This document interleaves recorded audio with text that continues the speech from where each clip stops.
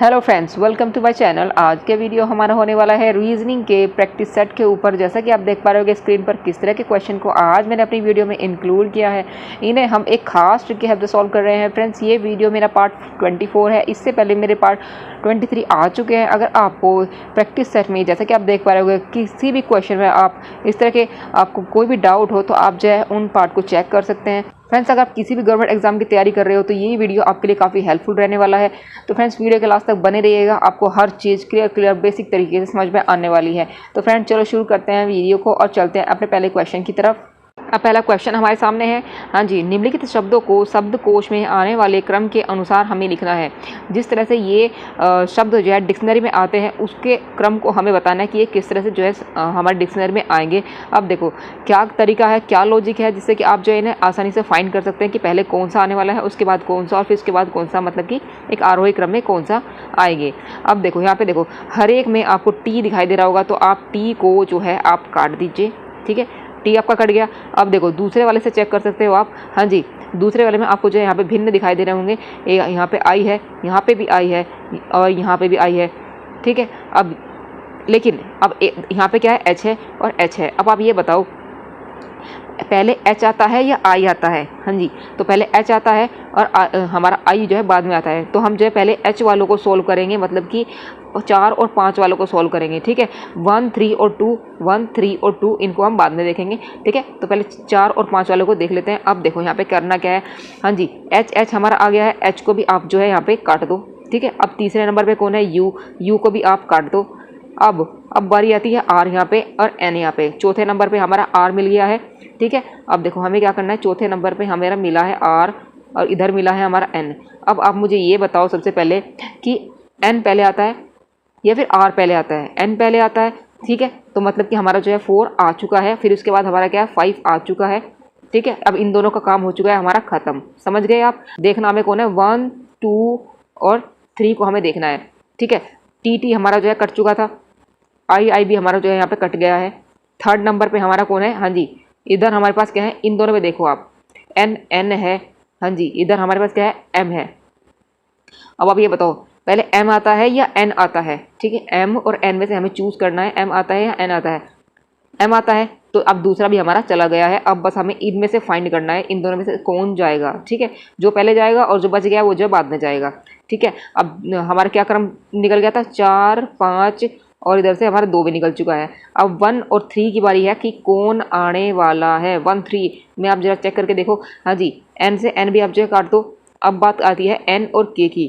अब कौन रह गया हमारे चौथे अक्षर पे, इधर एन है और के है। इसमें से हम जो है फाइंड करना है कि पहले एन आता है या के आता है।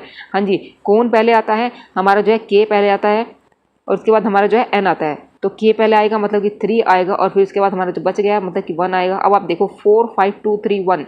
हाँ जी, 4, 5, 2, 3, 1 आपको जो है ऑप्शन 3 में दिखाई दे रहा है। तो ऑप्शन 3 हमारे यहाँ पे क्या करेक्ट आंसर है। उम्मीद करूँगी ये जो है आपको क्लियर हुआ होगा किस तरह से हम जो है शॉर्ट तरीके से आसानी से बता सकते हैं कि कौन सा जो है हमारे ये जो है कौन सा शब्द जो है शब्दकोश में, मतलब कि डिक्शनरी में सबसे पहले जाएगा और फिर उसके बाद जो है क्रम से ये जो है आने वाले हैं। उम्मीद करूँगी ये जो आपको क्लियर हुआ होगा। चलते हैं नेक्स्ट क्वेश्चन की तरफ। अब नेक्स्ट है, एक पुरुष का परिचय देते हुए एक स्त्री ने कहा, हाँ जी, यह मेरी माँ के भाई के पिता के पुत्र का पुत्र है। बताइए उस स्त्री का उस पुरुष से क्या संबंध है। हाँ जी, देखो आपको क्या करना है, सबसे पहले तो ग्राफ बना लेना है और फिर अपने से रिलेट करके जो है क्वेश्चन के आंसर को फाइंड करना है। यही इसका तरीका होता है। देखो क्या कह रहा है यहाँ पे, सबसे पहले आप देखो। हाँ जी, पुरुष का परिचय, कोई पुरुष है, ये देखो कोई पुरुष है, ये प्लस में हमने बता दिया कि कोई पुरुष है। उसका परिचय देते हुए एक स्त्री बोलती है, हाँ जी, ये कोई स्त्री है, ये स्त्री है। ठीक है, और वो क्या कह रही है, यह मेरी माँ। जब वो अपनी माँ की बात करिए तो उसकी माँ पे पहुँच जाओ, ये उसकी माँ है माइनस साइन से। ठीक है, यहाँ पे उसकी माँ है, ये वो स्त्री है। माँ के भाई पे यहाँ पे पहुँच जाओ, ये भाई हो गया। फिर क्या कह रही है, भाई के पिता पे पहुँच जाओ, पिता ऊपर मतलब ये प्लस में। अब क्या करिए, पिता के पुत्र, पिता का एक तो देखो या तो यही पुत्र हो सकता है और वो कह रहा है पिता का पुत्र, उसने इकलौता पुत्र की बात नहीं की है। इकलौता होता तो हम यहीं पे आप जो है आ जाते। फिर क्या कह रहे हैं, पिता का पुत्र, ये हो गई पिता का पुत्र, पुत्र का पुत्र, ये हो गया पुत्र का पुत्र। समझ गए। अब देखो तो बताइए उस स्त्री का उस पुरुष से क्या संबंध है। हाँ जी, देखो यहाँ पे क्या उसने बोला है, दोबारा से मैं फिर समझा देती हूँ। स्त्री ने कहा, ये स्त्री है यहाँ पे है, कि वह मेरी माँ, ये जो पुरुष है, मेरी माँ, पहले वही माँ पे गई, माँ के भाई पे गई, ये भाई आ गया, भाई के पिता पे गई, पिता और पिता के पुत्र पे आई, और पुत्र के पुत्र है। समझ गए आप? इतना क्लियर हो चुका है। बताइए उस स्त्री का उस पुरुष से क्या संबंध है? हाँ जी, ये जो लगने वाला है ये क्या लगेगा उस स्त्री का? देखो भाई, ये भाई है, ये भी भाई है, ये होगा, ठीक है, ठीक है, ये भाई होगा, तो ये जो है उनकी बच्चे हैं, ये बहन है, बहन का और ये भाई का बच्चा है, तो इसका मतलब ये क्या है? मेरा भाई होगा उसका, ये उस स्त्री का, ठीक है। उम्मीद करूँगी ये जो है यहाँ पे आपको क्लियर हुआ होगा। चलते हैं नेक्स्ट क्वेश्चन की तरफ। अब नेक्स्ट है, एक संदूक में 32 ठीक 4 खराब बल्ब रखे हैं। यदि इसमें से 2 बल्ब यदृच्छा निकाले जाएं तो उनके ठीक निकालने की प्रायिकता हमें बतानी है। हाँ जी, अब देखो 32 ठीक हैं और 4 खराब हैं, तो आप देख रहे हो यहाँ पे जो है टोटल हमारे पास कितने हैं?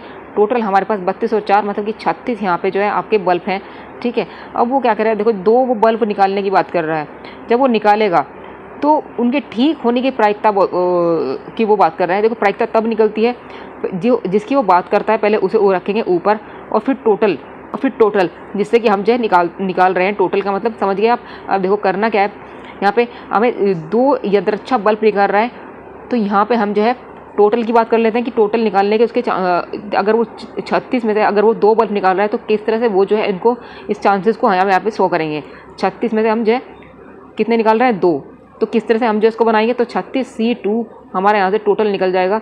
अब देखो टोटल निकल गया। अब वो ठीक कब निकालेगा? ठीक तो वो तभी निकालेगा जब वो 32 में से निकालेगा, समझ गए? तो यहाँ पे जो चांसेस हो गए वो कितने होंगे ठीक निकालने के? जो बल्ब ठीक होंगे, हाँ जी, तो उनकी क्या प्रायिकता है? उनकी प्रायिकता ये है कि वे 32 में से ही तो निकलेंगे, तभी जो है वे ठीक होंगे। ये थोड़ा ना कि 4 में निकलेंगे या फिर 36 में निकलेंगे, वैसे 32 में निकलेंगे। तो 32C2 यहाँ पे जो है उनके ठीक होने की प्रायिकता है, सॉरी ठीक होने के यहाँ पे जो है चांसेस हैं। अब हमें क्या निकालना है? प्रायिकता निकालनी है। तो इस जो ठीक होने वाला है और नीचे जो है उसके टोटल है, इसको हमें रखना है, यही हमें जो है प्रायिकता को शो करता है। तो यही इसी तरह से हम जो है प्रायिकता को निकालते हैं। अब देखो यहाँ पे क्या है, आपको करना क्या है? प्रायिकता निकालनी है। P इज इक्वल टू निकलेगी कितनी? 32C2 divided by 36C2। हाँ जी, अब C का मतलब ये जो है तरीके हैं कि किस तरह से हम जो उनको निकाल रहे हैं। अब 32 का मतलब कितना हो गया यहाँ पे? 32 गुणा 31 डिवाइडेड बाई 2 इंटू 1। नीचे भी हमारे पास कितना रहने वाला है? 36 गुणा 35 डिवाइडेड बाई 2 इंटू 1। अब 2 इंटू 1 से जो है हमारा ये जो है कट जाएगा, ये से ये कट जाएगा। अब 32 गुणा 31 डिवाइड बाई 36 गुणा 35, इसको हम कहें करना है सोल्व। अब किससे कटेगा ये?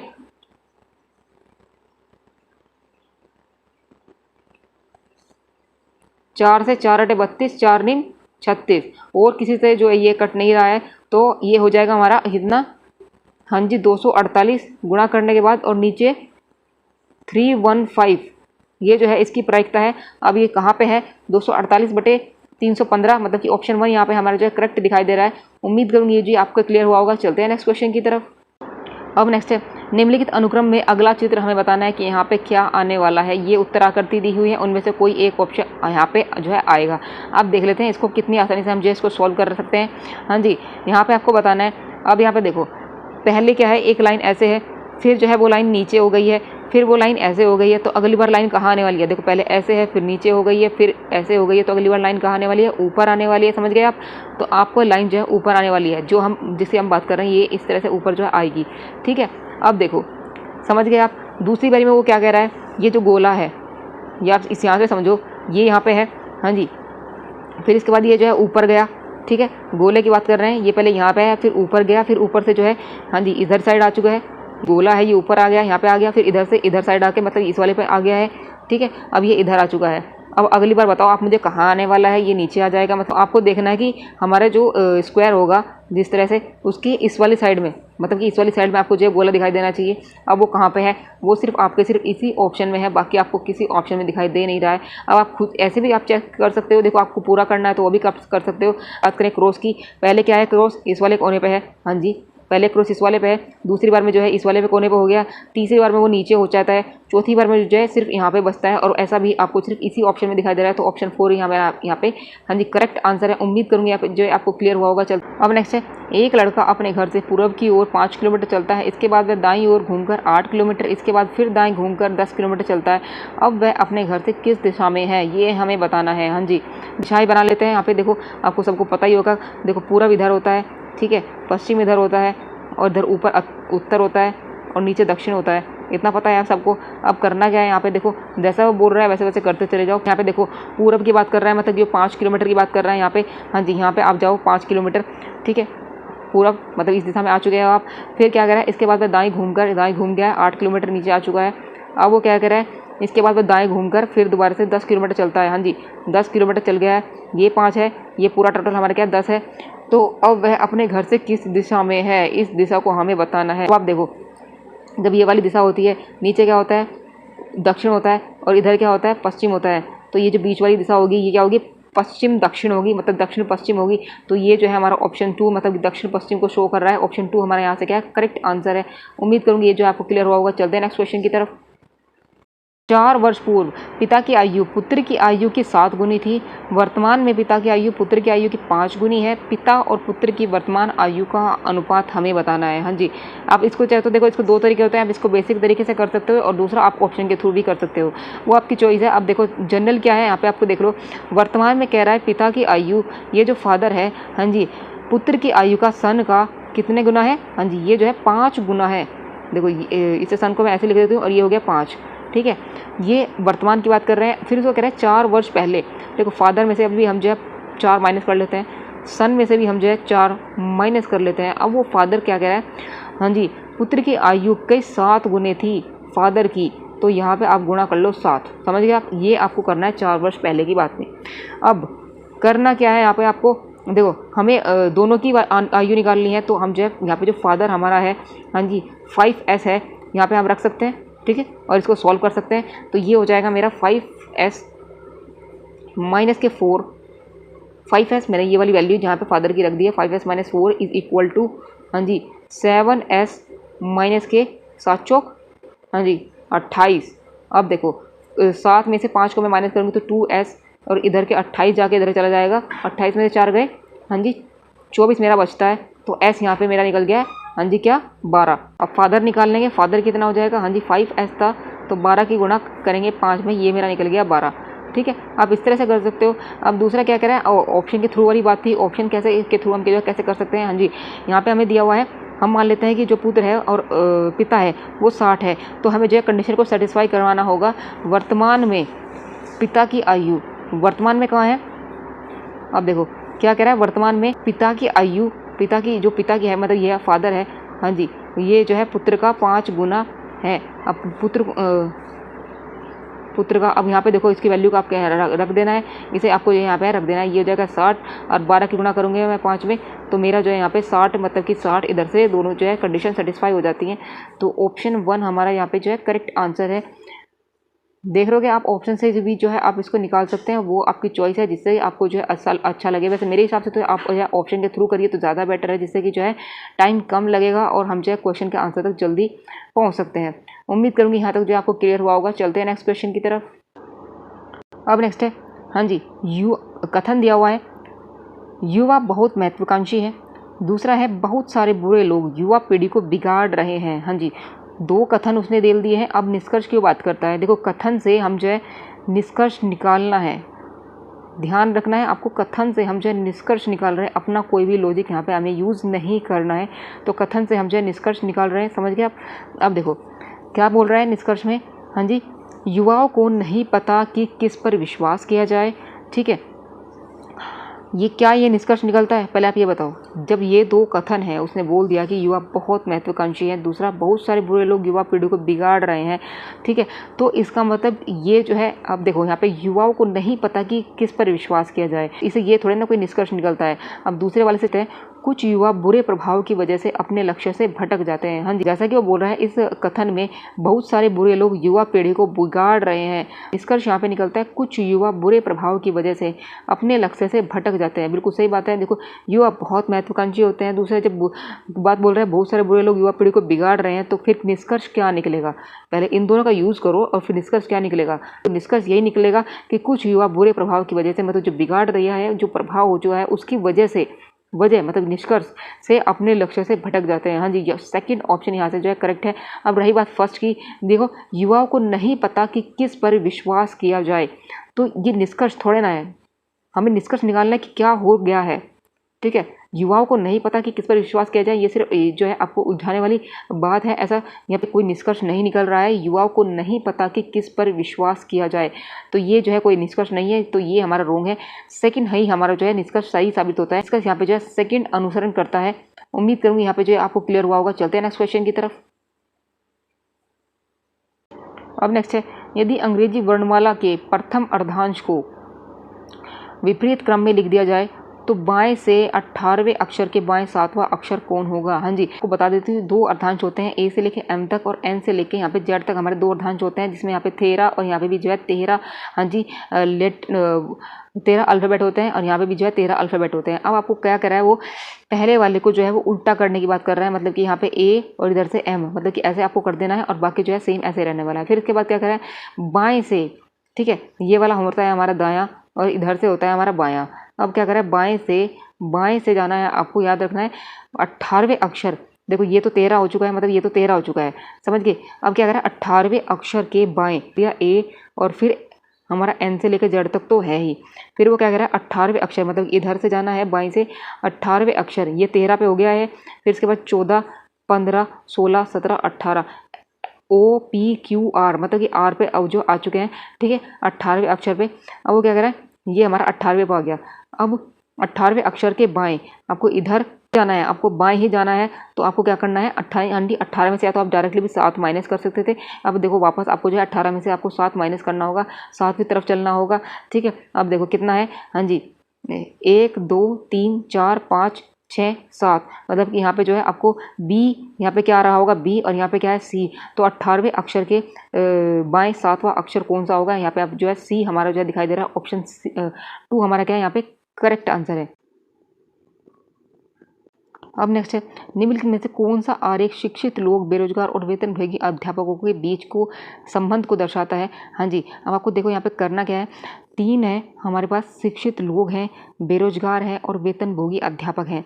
देखो क्या डायग्राम आपको यहाँ पे बनाएगा, देखो वेतनभोगी अध्यापक जो होंगे वे शिक्षित तो ज़रूर रहे होंगे, जब भी तो वे अध्यापक हैं, समझ गए आप, और अध्यापक हैं तो वे बेरोजगार तो नहीं है, तो ये हमारा जो है वेतनभोगी अध्यापक हम बना रहे हैं, वेतनभोगी अध्यापक।